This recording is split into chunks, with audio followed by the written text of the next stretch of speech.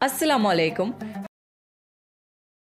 आज profit series में हम यूनुस अलैहिस्सलाम का वाकया सुनेंगे। यूनुस अलैहिस्सलाम अल्लाह के एक ऐसे पैगंबर थे जिन्होंने मछली के पेट में भी अल्लाह का जिक्र किया और अल्लाह से उम्मीद नहीं छोड़ी। अगर आपको प्रॉफिट सीरीज में इंटरेस्ट है तो प्लीज मेरे चैनल को सब्सक्राइब कर लीजिए। चलिए शुरू करते हैं with the real life story of profit Yunus अलैहिस्सलाम।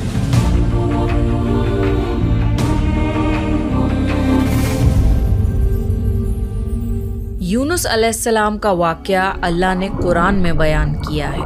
यूनुस अलैहिस्सलाम एक बहुत अजीम नबी थे और वो इब्राहीम अलैहिस्सलाम की नस्ल में से थे। इराक में एक बस्ती थी जिसका नाम था नीनवा। यहाँ के लोग शिर्क और गुनाहों में डूबे हुए थे, तो अल्लाह ने हजरत यूनुस अलैहिस्सलाम को नीनवा के लोगों की तरफ रसूल बनाकर भेजा। अल्लाह ने कुरान में फरमाया, और हमने उन्हें 1 लाख बल्कि उससे भी ज्यादा लोगों की तरफ भेजा। नीनवा की बस्ती में तकरीबन 1,20,000 लोग थे और वो सब के सब कुफ्र पर थे। यूनुस अलैहिस्सलाम उन्हें सालों तक दावत देते रहे, मगर वो अपनी गुमराही पर ही कायम रहे। जब उन लोगों ने यूनुस अलैहिस्सलाम पर जुल्म करना शुरू कर दिया, उन्हें धमकियां देने लगे, तो आपने उन्हें अल्लाह के अजाब से मुताल्लिक आगाह कर दिया।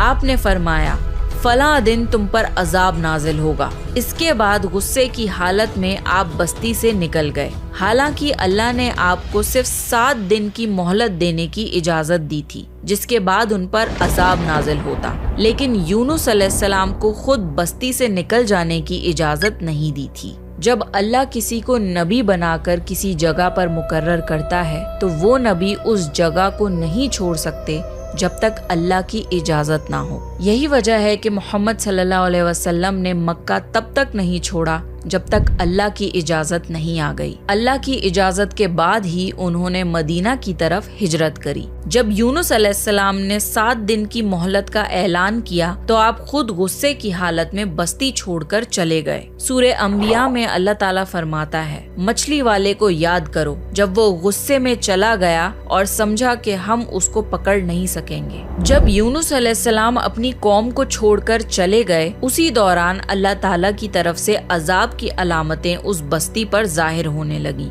एक बड़ा सा काला बादल उनकी तरफ बढ़ने लगा। उस बादल में आग के शोले भी नजर आने लगे। उन लोगों ने पहले ही दिन इस बादल को देख लिया और समझ गए कि ये वही अजाब है जिसका जिक्र यूनुस अलैहिस्सलाम ने किया था। वो लोग आद और समूद और लूत अलैहिस्सलाम की कौम के अजाब के बारे में वाकिफ थे। ये अजाब उनकी बस्तियों के आसपास ही आए थे। उनके सरदार इकट्ठा हुए और कहने लगे, जिस तरह अजाब पहले लोगों पर आया हम पर भी आएगा, जल्दी करो, सब तौबा करो। फिर उन सब ने इख्तिलाफ खत्म करके माना कि यूनुस अलैहिस्सलाम सच कह रहे थे। उन सब ने अल्लाह से तौबा की और ईमान ले आए, मगर यूनुस अलैहिस्सलाम उस वक्त वहाँ नहीं थे। वो तो बस्ती से गुस्से में निकल चुके थे। उन लोगों ने पुराने कपड़े पहने जमीन पर निकल आए, रोए, गिड़गिड़ाए और अल्लाह के हुजूर सजदा किया और मगफिरत मांगी। उनके सरदारों ने सब लोगों को अलग अलग कर दिया, हत्ता कि माँ को बेटी से और बाप को बेटे से जुदा कर दिया। हर शख्स अलग अलग जगह पर दुआ और तौबा में मसरूफ हो गया। ये अमल 3 दिन तक चलता रहा। हर कोई अपने गुनाहों का इजहार करता रहा, अल्लाह से माफी मांगता रहा। आखिरकार अल्लाह ताला ने उन पर रहम फरमाया और अजाब हटा दिया। अल्लाह ताला सूरह यूनुस में फरमाता है, तो ऐसी बस्ती क्यों ना हुई जो ईमान लाए और उसका ईमान उसको फायदा देता, सिवाय यूनुस अलैहिस्सलाम की कौम के। जब वो ईमान ले आए तो हमने उन पर से दुनिया के अजाब को टाल दिया और एक वक्त तक उन्हें जिंदगी का लुत्फ उठाने दिया। यानी पूरे कुरान में सिर्फ यूनुस अलैहिस्सलाम की कौम एक ऐसी कौम है जो कि पूरी की पूरी कौम ईमान ले आई थी। बाकी सारे नबियों की कौम में से कुछ न कुछ लोग ईमान लाने से इनकार जरूर करते थे। ये एक अजीम मौजज़ा था। यूनुस अलैहिस्सलाम की कौम सिर्फ अजाब की अलामत देखकर ईमान ले आई और अल्लाह ने अजाब हटा दिया। ये अल्लाह की कुदरत और रहमत का सबूत है। अल्लाह जिसे चाहे उसे हिदायत देता है। एक साथ 1,20,000 लोग ईमान ले आए, जबकि उनके नबी उनके बीच में मौजूद भी नहीं थे। हजरत यूनुस अलैहिस्सलाम को इस बात का इल्म नहीं था کہ ان کی قوم ایمان لے آئی ہے۔ وہ تو غصے میں بستی چھوڑ کر سمندر کی طرف چلے گئے تھے۔ وہاں انہوں نے ایک کشتی میں سواری کی جو کہ لوگوں اور سامان سے بھری ہوئی تھی۔ کشتی جب سمندر میں چلی تو ایک طوفان آ گیا۔ طوفان اتنا خطرناک تھا کہ لگتا تھا کہ اب کشتی ڈوب جائے گی۔ کشتی کے لوگوں نے آپس میں کہا، کشتی کے بوجھ کو ہلکا کرو، کچھ سامان سمندر میں پھینک دو۔ سب نے اپنا اپنا سامان سمندر میں پھینکا۔ کشتی تھوڑی ہلکی ہوئی لیکن یہ کافی نہیں تھا۔ پھر لوگوں نے کہا کہ کسی شخص کو سمندر میں اترنا پڑے گا تاکہ کشتی کا وزن کم ہو۔ پھر ایک ایک چٹ پر ہر کسی کا نام لکھا گیا اور یہ ڈیسائیڈ ہوا کہ چٹ اٹھانے پر جس کا بھی نام نکلے گا اسے سمندر میں گرایا جائے گا۔ شفل کر کے ایک چٹ اٹھائی گئی۔ پہلی چٹ پر حضرت یونس علیہ السلام کا نام نکلا۔ پھر لوگوں نے آپس میں کہا، نہیں، یہ تو اللہ کے نبی ہیں، ان کے چہرے پر سجدوں کے نشان ہیں، انہیں چھوڑ دو۔ پھر دوبارہ چٹس کو شفل کیا گیا اور دوسری بار چٹ اٹھائی گئی۔ اس بار بھی یونس علیہ السلام کا نام نکلا۔ تو پھر تیسری بار چٹس شفل کر کے ایک اور چٹ اٹھائی گئی، مگر تیسری بار بھی چٹ پر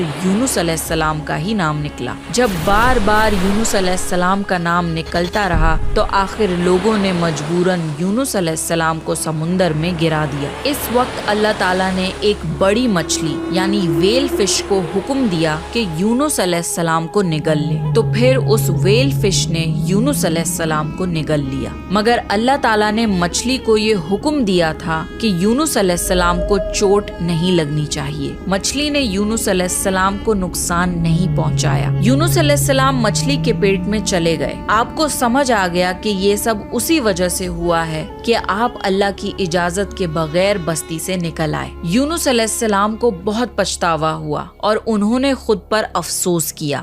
یہ پہلا قدم ہوتا ہے توبہ کی طرف، جب بندہ اپنی غلطی کو ایکسپٹ کرے اور ریگریٹ کرے کہ اسے ایسا نہیں کرنا چاہیے تھا۔ حضرت یونس علیہ السلام 40 دن تک مچھلی کے پیٹ میں رہے۔ کچھ روایتوں میں آتا ہے کہ 3 دن یا 7 دن مچھلی کے پیٹ میں رہے۔ رات کا اندھیرا، سمندر کی گہرائیوں کا اندھیرا اور مچھلی کے پیٹ کا اندھیرا۔ اس اندھیرے میں، سمندر کی گہرائیوں میں یونس علیہ السلام نے اللہ تعالیٰ کو پکارا، لا الہ الا انت سبحانک انی کنت من الظالمین۔ اے اللہ، تیرے سوا کوئی معبود نہیں، تو پاک ہے، میں ہی ظالموں میں سے تھا۔ یونس علیہ السلام نے دعا نہیں مانگی بلکہ صرف اللہ کی تسبیح بیان کری۔ جب ویل فش سمندر کے نیچے یونس علیہ السلام کو لے گئی تو انہوں نے سمندر کے اندر مخلوقات کی تسبیح کو سنا۔ ساری مچھلیاں، سارے جانور اور پیڑ پودے اللہ کی تسبیح کرتے تھے۔ تو یونس علیہ السلام نے بھی اللہ کی تسبیح شروع کری،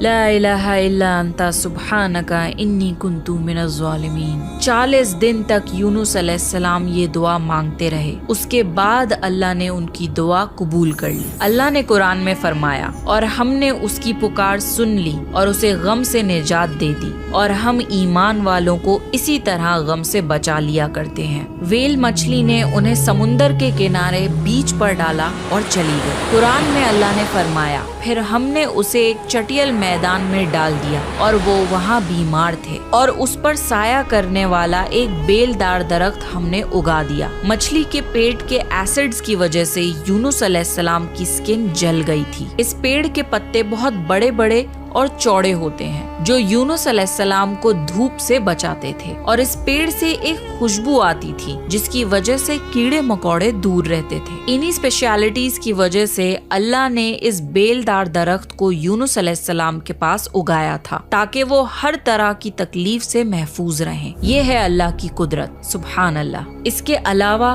اللہ نے یونس علیہ السلام کے پاس ایک بکری بھیجی۔ وہ یونس علیہ السلام کے قریب آتی اور ان کے سر کے اوپر ٹانگیں پھیلا کر کھڑی ہو جاتی تھی۔ یونس علیہ السلام زخمی حالت میں لیٹے لیٹے اس سے دودھ پی لیتے تھے۔ یہ تھا ان کا کھانا اور پینا۔ دھیرے دھیرے یونس علیہ السلام کی صحت بہتر ہونے لگی اور وہ اٹھنے کے قابل ہو گئے۔ یہ سب اللہ تعالیٰ کی مہربانی سے ہوا۔ جب وہ بالکل ٹھیک ہو گئے اور ان کی صحت لوٹ آئی تو اللہ نے انہیں پھر سے اپنی قوم کی طرف جانے کا حکم دیا۔ وہاں جا کر یونس علیہ السلام نے دیکھا کہ ان کی پوری قوم ایمان لے آئی تھی۔ اللہ جسے چاہے اسے ہدایت دے سکتا ہے اور اللہ کو کسی کی مدد کی ضرورت نہیں ہے۔ اللہ نے یونس علیہ السلام کے اس واقعے کو سنا کر محمد صلی اللہ علیہ وسلم